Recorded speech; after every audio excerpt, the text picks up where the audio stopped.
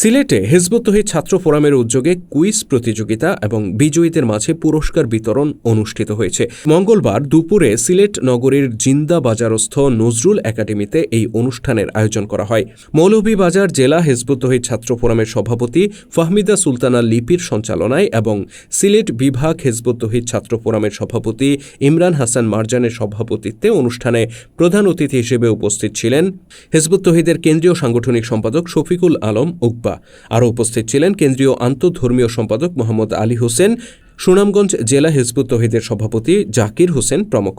বক্তারা বলেন, মানবজাতি বর্তমানে চরম ক্রান্তিকাল অতিক্রম করছে। মানুষের তৈরি বিভিন্ন মতবাদ ও ব্যবস্থার কারণে বিশ্বজুড়ে অন্যায়, অবিচার, সহিংসতা ও বিভেদ ছড়িয়ে পড়ছে।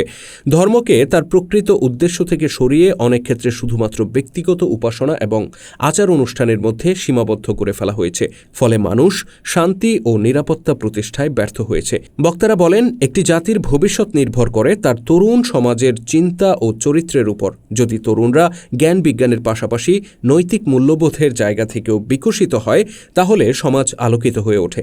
তারা বলেন, আজকের এই কুইজ প্রতিযোগিতার উদ্দেশ্য শুধু কয়েকটি প্রশ্নের উত্তর খোঁজা নয়, বরং তরুণদের মাঝে জানার আগ্রহ সৃষ্টি করা, চিন্তার দুয়ার খুলে দেয়া এবং দেশ ও জাতির প্রতি তরুণদের দায়বদ্ধতার বিষয়গুলো তাদের সামনে তুলে ধরা।